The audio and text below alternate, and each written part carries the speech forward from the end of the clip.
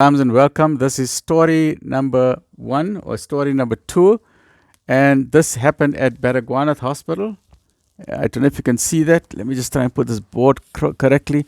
So I spoke in story 1 about dissection. Story number 2, I'll be talking about the X at Baragwanath Hospital. This happened on a Saturday night. A Saturday night at Baragwanath Hospital, we used to call it Bara. It is the largest hospital in the southern hemisphere. That means if you take Brazil, South Africa, and you take Australia, in the entire southern hemisphere, from the equator downwards, Baragwanath Hospital, Bara in Soweto, is the largest hospital in the southern hemisphere. Okay, so that's where we trained. You get the best training in the world because things are happening so fast. We had a rule there. You see one, you do one, you teach one. That means there's no time to teach you. If someone comes in with a stab wound, you must see how your professor is doing it, how he's doing the suture. When you finish see how he's doing it, the next step victim comes is your job now. You must now suture it. There's no time to mess around.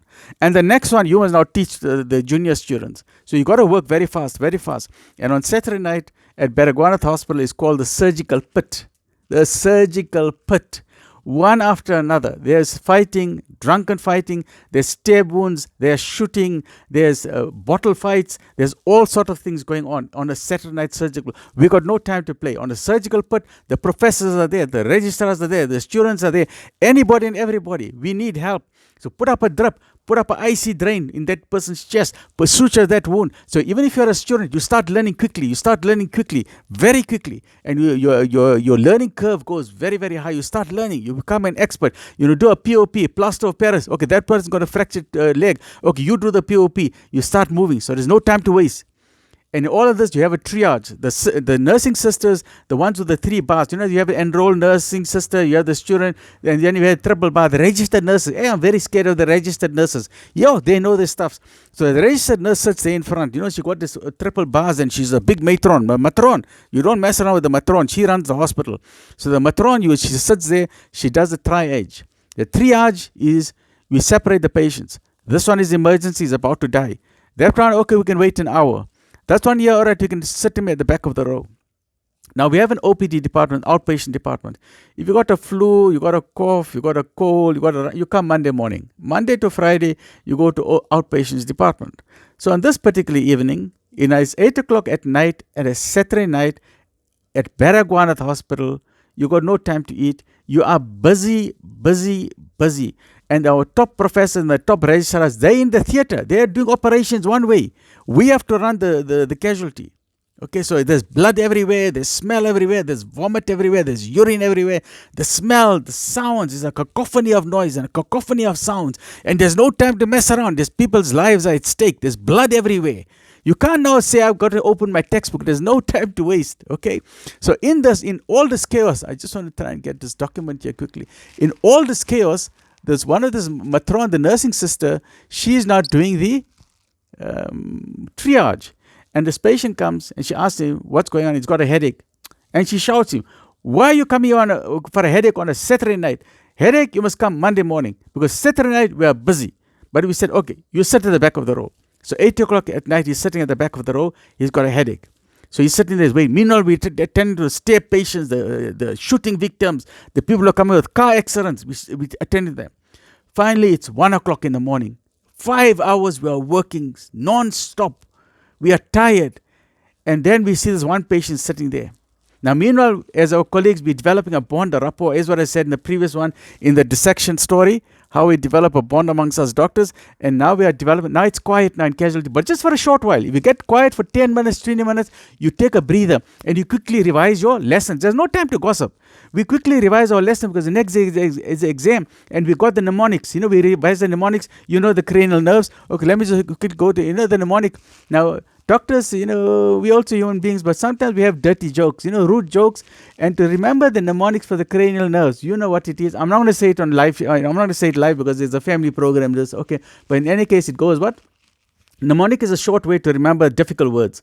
So the mnemonic for cranial nerves is O, to touch and feel a girl. I won't say anymore.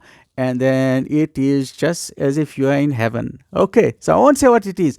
But the 10th cranial nerve I'm talking about is called the Vagus nerve. So OOO stands for, I've got here, olfactory nerve, the optic nerve, the oculomotor nerve, the trochlear nerve, the trigeminal nerve, the abductor nerves, the facial nerve, then you got the auditory nerve, the glossopharyngeal nerve, and number 10 is the vagus nerve, but we don't say what it's all about, and then spinal accessory nerve and the hypoglossal nerve. So while we're revising this, then I call that patient. I say, you know what, that patient is, and my friends tell me, leave him alone. It's just a headache. Why are you wasting your time? Just rest. I say, you know what, I enjoy talking to people. I love talking to people. I say, let me talk to this fellow. Let me find out why he's got a headache, because I've also got a headache. So I call this fellow. Now it's an interpretation problem, because whether it's a Xhosa or Tsotsi or Zulu, my words are not too, my Afrikaans is not, my local language is not so good. I only know about Khokhlela, it's coughing, or Maruta Wafisa is your urine burning, Maruta Wafisa. And cough, and you say, Futi, do it again. All right. So I ask the nurse, ask him where's the headache. He says he's got a headache. Now I say, okay, now there's a headache. I am now thinking about all my headache studies I've done. Is it a cluster headache? Is it a migraine headache? Is it a frontal headache? Is it a visual headache? Is it a temporal headache? So I'm going, all these things are going to my brain. Okay, let me just do this while I've got 10 minutes free. And we said, ask the nurse, all right, tell him, when did the headache start? Okay, give me the time when it started. Did it start slowly or everything? And she asked him, and the patient said it started at 8 o'clock. Now, I found that very strange. A person doesn't normally remember the time a headache started. Because normally you say, my headache was this afternoon or this morning. You don't give a time. And this guy gave a time, 8 o'clock. It's very precise. And I got very curious and asked the nurse, did his headache start exactly at 8 o'clock? Now, I'm thinking that did he get a clot? Because it's a sudden occurrence. You don't get a sudden, and now I'm getting a bit concerned, I'm curious. I said, okay, let me just find out a bit more. Where's the headache? I said, is it a occipital headache? Maybe something wrong with his eyes. Is it a temporal headache? Is it a parietal headache? Is it a cluster headache? Where's the headache? And she asked him. He said, everywhere. I said, what do you mean? He said, no, his whole head is sore. Now he's sitting with a cap on his head, a big cap. In those days we used to call it a monkey cappies. In winter we used to wear the monkey cappies. In today's time you call it a balaclava. Balaclava, but it was all rolled up and he's got this big thing sitting on his head. Yeah, a big thing sitting on his head. And I tell the nurse, I say, please can you tell him to take his hat out? And he must take one finger, because now I'm tired and I say, take one finger. And he must point with that one finger exactly where the pain is. So she tells him to take his hat off. So he takes this big rag out of his head. Wow! At that point, the casualty went quiet. I just hear, whoa, whoa, whoa, whoa, whoa. You know what was on his head? He had an X in his head. The handle of the X was broken. The chopper, you chop wood. He was sitting with the X in his head.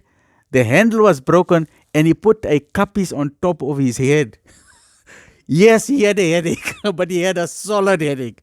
So please, when we saw that chopper in his head, whoa, that casualty, bring the stretcher, get him to X-rays, phone the professor, we have an emergency. And let fly. Everyone was running, take him to theater. A fellow with, those days we didn't have cell phones, smartphones. We would have taken 1,000 photos on that day, okay? We would have taken selfies with this guy with the X in his head and all of that. But luckily we didn't have cell phones in those days. But the lesson here is, it was not the nurse's fault. She asked him, what's your problem? He said, I got a headache. Yes, of course. If you have an X in your head, if you have a chopper in your head, obviously you'll have a headache. So the lesson for you and for me, whenever you go see a doctor, please give accurate information, please give correct information, and please give the full information. Don't ever hide anything from your doctor, because the doctor can only help you if you give the full information. And this also happens when you go for psychology or if you go for marriage counseling. Don't hide anything from a marriage counselor or from a psychologist or from a doctor. We take things in confidence. We don't share stories, but it is your duty to tell us everything. So please remember the story of the X in his head, and remember the next time you go see a doctor, tell the full story. And stay well and share your stories. Here's what I told you. I love to hear from you. Tell me what are your medical stories from medical school or from anywhere else. Maybe you're not a doctor, but you got a nice story to say how your family went to emergency. Maybe they went for a heart attack, or the finger was cut off, or they were cut in the lawn and something went wrong. So tell me any stories about medical issues or trauma issues that you would like to share with me. Stay well and look after yourself.